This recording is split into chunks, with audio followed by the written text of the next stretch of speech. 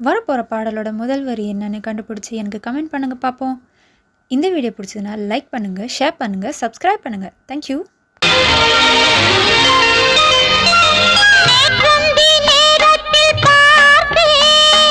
ஆசைகள் வேர்விட்டதோ,